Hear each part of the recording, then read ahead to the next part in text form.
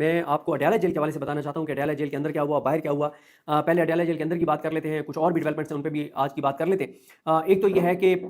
Adiala jail میں G H Q حملہ case کی سماعت تھی، اور جی ایچ کیو حملہ کیس میں 100 سے زیادہ ملزمان ہیں، اور 100 ملزمان نے بھی پیش ہونا ہوتا ہے، اور ان 100 کے 100 ملزمان کے 100 کے 100 جو ہر ایک کم از کم وکیل، تو 100 وکلا نے بھی پیش ہونا ہوتا ہے۔ اور اس کے بارے میں عمران خان صاحب کہتے ہوتے ہیں کہ یہ کیس کی سماعت نہیں ہوتی بلکہ میلہ لگتا ہے، کیونکہ 200-250 لوگ ہوتے ہیں اندر، تو خان صاحب بڑے خوش ہوتے ہیں۔ تو پھر اڈیالہ جیل سے اس کی جو پروسیڈنگ تھی اس کو منتقل کر دیا گیا تھا ATC کورٹ میں، اور ویڈیو لنک کے ذریعے عمران خان صاحب کی ٹرائل چلانے کی پنجاب حکومت ایک نوٹیفکیشن کیا تھا۔ اس کے بعد بجائے اس کے کہ اس کا ویڈیو لنک پہ ٹرائل کرتے، وہ بھی نہیں ہو سکتا تھا، یہ واٹس ایپ ویڈیو کال پہ ٹرائل عمران خان کا چلاتے رہے۔ عمران خان اس کا ایسا نہیں بنے، اور پھر آپ کو میں تفصیل سے بتا چکا ہوں کہ سلمان قناجہ صاحب نے وہاں جا کے کس طرح سے گرج برس کے اور انہیں دلائل دیے تھے، فیصل ملک صاحب نے بہت زبردست دلائل دیے تھے۔ پھر پنجاب حکومت کا ویڈیو لنک کے ذریعے جو ٹرائل چلانے کا نوٹیفکیشن ہے اس کو Lahore high court Rawalpindi bench میں چیلنج کیا گیا، وہاں پہ پٹیشن گم جاتی ہے، پھر پٹیشن مل جاتی ہے، پھر اس کی سماعت ہوتی ہے، سماعت جو ہے وہ 6 اکتوبر تک ملتوی ہوتی ہے، 6 اکتوبر کو بینچ ہی ختم ہو جاتا ہے وہ، اور 6 اکتوبر کو سوموار کے دن نوٹیفکیشن پنجاب حکومت واپس لے لیتی ہے، کیونکہ واپس نہ بھی لیتے تو بھی وہ اسلام آباد لاہور ہائی کورٹ سے قلم ہو جاتا، لاہور ہائی کورٹ سے نہ ہوتا تو سپریم کورٹ سے تو کنفرم ہو جاتا، کیونکہ اس کی کوئی لیگل بیکنگ نہیں تھی۔ اور یہ وہ معاملہ ہے جس پہ سلمان قناجہ صاحب نے کل پریس کانفرنس کرتے ہوئے بتایا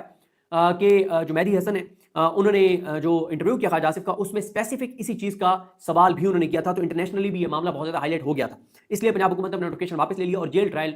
کا نوٹیفکیشن کر دیا۔ اب ہوتا یہ ہے کہ کل جب وکلا پہنچتے ہیں، ایکیوزڈ ملزمان پہنچتے ہیں، ان کے وکلا پہنچتے ہیں تو ان کو باہر روک لیا جاتا ہے۔ شیخ رشید صاحب بھی باہر موجود تھے، باقی ملزمان بھی کھڑے تھے، تو 3 وکلا کو جو ہے وہ 11:15 بجے اندر بھیجا گیا۔ پھر کیونکہ جج صاحب 10:30 بجے آ گئے تھے، جج امجد شاہ صاحب، اس کے بعد فیصل ملک ایڈوکیٹ صاحب کو کہا گیا کہ آپ اکیلے چلے جائیں، تو وہ اکیلے، انہوں نے کہا میں نہیں جاؤں گا، باقی وکیلوں کے ساتھ جاؤں گا۔ بالآخر طے یہ ہوا کہ وہ 2 وکلا کے ساتھ جائیں گے اور اندر جا کے اور جج سے بات کریں گے۔ وہ اندر کے جج سے کہا کہ سلمان قناجہ صاحب اور باقی ہماری لیگل ٹیم باہر موجود ہے، میرا بریف بھی وہاں موجود ہے، میری فائلیں وہاں موجود ہیں، اور عمران خان صاحب کی بہنیں موجود ہیں، ان کو سب کو بلا لیں تو ہم ٹرائل چلانے کے لیے تیار ہیں، اور خان صاحب کو بھی بلا لیں کیونکہ عمران خان صاحب کمرہ عدالت کے اندر موجود نہیں تھے۔ جج صاحب نے تحریری حکم جاری کیا کہ جناب عمران خان کی بہنوں کو بھی آنے دیں، لیگل ٹیم کو بھی آنے دیں، اور سلمان قناجہ صاحب کو بھی آنے دیں۔ پھر اس جج صاحب کا جو آرڈر ہے وہ ریٹرن آ جاتا ہے، ریٹرن آرڈر وہ ڈیٹیٹ کروا دیتے ہیں۔ اس کے بعد سماعت شروع ہوتی ہے، تو جج صاحب کہتے ہیں ہاں جی، بتایا گیا کہ جناب وہ تو نہ بہنوں کو آنے دیا گیا ہے، نہ لیگل ٹیم کو آنے دیا گیا ہے، اور عمران خان صاحب بھی نہیں آئے تھے۔ عمران خان صاحب کے بارے میں پوچھا گیا عدالتی عملے سے کہ بتائیں کہ عمران خان صاحب، انہوں نے کہا جی خان صاحب کہہ رہے ہیں کہ ابھی تو میں ورزش کر رہا ہوں، ورزش کرنے کے بعد میں شاور لوں گا، شاور لینے کے بعد میں کافی پیوں گا، اور کافی پی کے پھر میں آؤں گا۔ اچھا، عمران خان ایسی چیزیں کیوں کرتے ہیں؟ عمران خان ایسی چیزیں کرتے ہیں اس لیے کرتے ہیں کہ عمران خان بتانا چاہتے ہیں کہ وہ مضبوط اعصاب کے مالک ہیں، اور وہ نہ جیل سے گھبرائے ہیں، نہ ڈرے ہیں، نہ ان کے اعصاب پہ کوئی بوجھ ہے، اور ان کو آپ جتنے مرضی ٹرائل کرنے، جتنی مرضی سزائیں دینے، عمران خان کو اس سے کوئی فرق نہیں پڑتا، نہ وہ ڈیل کریں گے، نہ وہ ڈیل دیں گے، نہ وہ سرنڈر کریں گے، نہ وہ اس نظام کے ساتھ کوئی سودا کریں گے۔ بلکہ ہمیں ایک بار ایک وکیل نے بتایا کہ جج صاحب نے فرد جرم عائد کرنی تھی عمران خان صاحب پر، تو عمران خان صاحب پیچھے بیٹھے ہیں، جج صاحب اب لمبی چوڑی چارج شیٹ پڑھ رہے ہیں، تو عمران خان صاحب نے اونچی آواز میں کہا یار اس کو جج کو کہو، مجھے بھی پتہ ہے اس نے کیا کرنا ہے اور کیا اس نے فرد جرم عائد کرنی ہے، میں نے سن لیا یار، کرو فرد جرم عائد کرو، میں نے جا کے ایکسرسائز کرنی، میری ایکسرسائز کا ٹائم ہو گیا۔ یعنی یہ ہے حالات اور صورتحال عمران خان کی۔ تو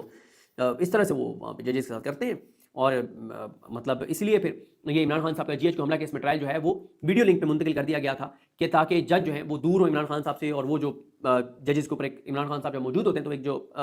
دباؤ ہوتا ہے، کیونکہ دباؤ میں ہوتا اور کچھ نہیں، فیصلہ وہ وہی کرتے ہیں جو انہوں نے کرنا ہوتا ہے، لیکن وہ ٹرائل اتنی تیزی سے نہیں چلا پاتے جب خان صاحب موجود ہوتے ہیں، جتنی تیزی میں چلانا چاہ رہے ہوتے ہیں۔ ایک بڑا عمران خان کا ہے کہ جہاں پہ موجود ہوں تو وہ جج صاحب تو پھر ظاہر ہے ان کے اوپر ایک بڑا سخت دباؤ ہوتا ہے عمران خان کا۔ اس کے بعد جی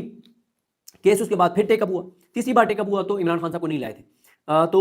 انہوں نے وہی بتایا کہ جناب وہ تو کہہ رہے ہیں کہ میں ایکسرسائز کروں گا، ایکسرسائز کر کے شاور لوں گا، پھر میں کافی پیوں گا، پھر ہوں گا۔ خیر 2 گھنٹے گزر گئے، اور جب انہوں نے کہا جی ہم ایویڈنس ریکارڈ کرنا چاہتے ہیں، تو فیصل ملک صاحب نے ایویڈنس ریکارڈ نہیں ہونے دی، اور اس وقت تک 1 بج چکے تھے، اور اس طرح سے پروسیڈنگ اندر نہیں ہو سکی، ایویڈنس ریکارڈ نہیں ہو سکا، اور سماعت جو ہے وہ 20 اکتوبر تک ملتوی کر دی گئی۔ اس کے بعد فیصل ملک صاحب نے کہا کہ جی ہماری عمران خان صاحب سے آپ ملاقات کروائیں، جج کو کہا، جج صاحب نے جاتے جاتے ہدایات دی جیل انتظامیہ کو کہ آپ ان کی ملاقات کروائیں، انہوں نے کہا ہماری ملاقات کروائیں تاکہ ہم عمران خان صاحب سے انسٹرکشنز لے سکیں۔ تو میرے خیال حسنین سنبل، راجہ متین، عاقل ایڈوکیٹ اور اویس ایڈوکیٹ، یہ سب جو ہیں وہ ان کے ساتھ فیصل ملک صاحب کے ساتھ موجود تھے۔ خیر جج صاحب چلے گئے، جیل کا عملہ ان کو اندر لے گیا کہ عمران خان کو تو یہاں نہیں لا سکتے، اندر لے گئے، سپرنٹینڈنٹ جیل کے دفتر میں لے گئے، تو وہاں پہ پھر ایک اور وہاں پہ آئے جیل انتظامیہ کے افسر، اور انہوں نے کہا جی آپ کو کیوں ہم ملوائیں، انہوں نے کہا جج کا حکم ہے۔ خیر ٹال مٹول ہوئی، اور انہوں نے آ کے اور غلط بیانی یہ کی کہ عمران خان نہیں ملنا چاہتے، وہ کہتے ہیں کہ آج میرا بشرا بی بی سے ملاقات کا دن ہے تو میں آپ سے ملنا ہی نہیں چاہتا۔ یہ جھوٹ ہے، عمران خان کیوں اپنے وکیلوں سے نہیں ملیں گے؟ اور لیکن میں نے آپ کو بتا دیا کہ گواہوں کو ریکارڈ نہیں ہونے دیا۔ پھر آج 7 اکتوبر کو 2 درخواستوں کی سماعت تھی فرحت جبین شاید ان کا نام ہے، ایڈیشنل سیشن جج ان کے سامنے ایک جو علیمہ خانم صاحبہ پر انڈا پھینکا گیا تھا، حملہ کیا گیا تھا، اس کی ایف آئی آر کی درخواست دی گئی تھی، ایف آئی آر درج نہیں ہوئی، اس کے اوپر یہ عدالت میں تابش فاروق اور پی ٹی آئی کی لیگل ٹیم چلی گئی، وہاں بھی فیصل ملک وکیل ہیں، اور وہاں پہ کیونکہ فیصل ملک صاحب ادھر اڈیالہ مصروف تھے تو وہ سماعت جو ہے وہ ایڈجرن ہو گئی ہے، میرے خیال پرسوں تک چلی گئی ہے۔ دوسری جو درخواست تھی وہ جو علیمہ خانم صاحبہ کو یہاں سے زبردستی گاڑی میں بٹھا کر اور بیرانے میں جا کے وہاں پہ گاڑی سے اتار دیا جاتا ہے، اس پہ جو ایف آئی آر کی درخواست ہے اس کے اوپر بھی 22A کی درخواست ہے۔ 22A کی درخواست یہ ہوتی ہے کہ جب آپ کسی بھی واقعے کی ایف آئی آر درج کرانے کے لیے تھانے میں جاتے ہیں اور پولیس آپ کی ایف آئی آر درج نہیں کرتی تو آپ عدالت جاتے ہیں کہ عدالت پولیس کو حکم دے کہ ہماری ایف آئی آر درج کی جائے، یہ ہوتی ہے 22A کی درخواست۔ اس کے بعد عمران خان صاحب کی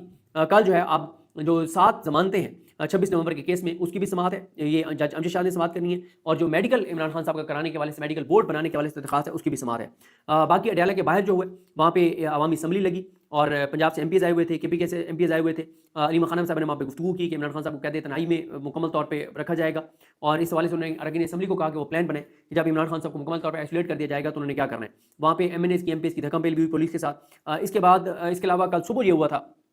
آج صبح اسلام آباد کورٹ میں توشہ خانہ 2 کیس کی سماعت تھی، وہاں پہ بڑے زبردست دلائل دیے انہوں نے سلمان صفدر صاحب نے، انہوں نے جو حوالہ دیا تو ان کو جج نے روک دیا، جو میاں گل حسن اورنگزیب صاحب کا فیصلہ تھا توشہ خانہ 2 کیس میں عمران خان صاحب کی اور بشرا بی بی صاحبہ کی ضمانت کا کیس، اس ضمانت کے فیصلے میں انہوں نے کیٹیگوریکل لکھ دیا تھا کہ یہ مزید انکوائری کا کیس ہے، تو ایک طرح سے انہوں نے اپنے ضمانت کے فیصلے میں یہ بات واضح کر دی تھی کہ کیس بنتا ہی نہیں ہے، تو اس پہ جج انعام امین مناصر نے روک دیا، اور انہوں نے بتایا سلمان صفدر صاحب نے کہ ہم آپ کے پاس اس وقت آئے تھے جنوری میں جب ایک بھی گواہ ریکارڈ نہیں ہوا تھا، آج تمام گواہ ریکارڈ ہو چکے ہیں، ابھی بھی آپ یہ کر دیں کہ آپ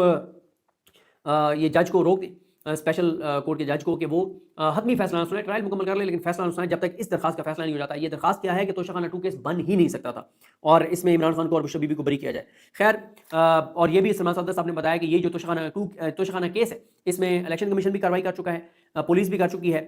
نیب بھی کر چکی ہے، ایف آئی اے اب کر رہی ہے، تو انہوں نے کہا تو کیس بنتا ہی نہیں ہے۔ خیر نہ تو جج صاحب نے پروسیڈنگ اسٹے کی ہیں، نہ ہی حتمی فیصلہ سنانے کے حوالے سے انہوں نے وربلی روکا ہے، اب ریٹن آرڈر آئے گا تو پتہ چلے گا، اور نہ ہی انہوں نے اگلی کوئی تاریخ دی ہے، کیونکہ سلمان صفدر صاحب نے کہا کہ آپ اگر 2 دن 3 دن بعد کی بھی تاریخ دیں گے تو تب تک تو ویسے ہی عمران خان صاحب کو توشہ خانہ 2 کیس میں سزا ہو چکی ہوگی اور یہ درخواست غیر مؤثر ہو جائے گی۔ تو علیمہ خانم صاحبہ نے اسلام آباد کورٹ میں گفتگو کرتے ہوئے کہا کہ مجھے جج پہ ترس آ رہا تھا انعام امین مناص میں کہ کیس تو بنتا نہیں ہے، اب یہ بیچارہ کیا کرے گا، اور انہوں نے کہا کہ لیکن ججز یہ یاد رکھیں کہ ان کے فیصلے تاریخ میں رہیں گے، اور ان کی آنے والی نسلیں جو ہے وہ جو جج آزاد ہوں گے تو ان کی نسلیں فخر سے اپنا تعارف کرائیں گی کہ ہم ان کے پوتے ہیں، پوتی ہیں، نواسے ہیں، نواسی ہیں، اور جو جج انصاف نہیں کریں گے تو انہوں نے کہا کہ علیمہ خانم صاحب نے کہا کہ ان کو تاریخ میں اچھے الفاظ میں یاد نہیں رکھا جائے گا، اور یہ انہوں نے جو ہے انہوں نے بہرحال کہا ہے کہ عمران خان صاحب کو منتقل کیا جا سکتا ہے اڈیالہ سے، کہیں اس طرح کی باتیں کی جا رہی ہیں۔ تو پھر اس کے بعد یہ ایک اور ڈیولپمنٹ آج سلمان مناظر صاحب نے بڑی دبنگ پریس کانفرنس کی، انہوں نے 26ویں یعنی ترمیم کے بعد جو کچھ ہوا ہے عدلیہ کے اندر اس کی بات کی، اور ان کے ساتھ بابا روان صاحب تھے اور شوکت بصرہ صاحب تھے، انضاء حسین پنجوتا صاحب تھے، میں اور جو بابا روان صاحب کے صاحبزادے ہیں جو وکیل ہیں وہ بھی تھے،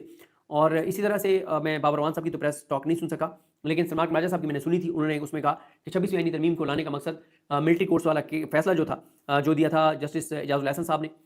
منیب اختر صاحب نے، عائشہ ملک صاحبہ نے، مظاہر علی اکبر نقوی صاحب نے، اس فیصلے کو کالعدم کروانا تھا، جو دوسرا مخصوص نشستوں سے پی ٹی آئی کو محروم کرنا تھا، تو انہوں نے کہا اس کے لیے یہ آئینی ترمیم لائی گئی تھی۔ انہوں نے اس کے بعد کہا کہ عدلیہ کا وجود ہی برقرار نہیں رہا، انصاف کا قتل عام ہو رہا ہے۔ انہوں نے کہا کہ ملٹری کورٹس میں سویلینز کا جو ٹرائل ہے وہ نیپال، بنگلہ دیش، سری لنکا اور بھارت میں بھی نہیں ہوتا۔ انہوں نے کہا ہے صرف افریقہ کے ایک ملک میں ہوتا تھا یوگنڈا میں، اب وہاں پہ بھی یہ قانون ختم کر دیا گیا ہے، وہاں پہ بھی یوگنڈا میں بھی جو ہے وہ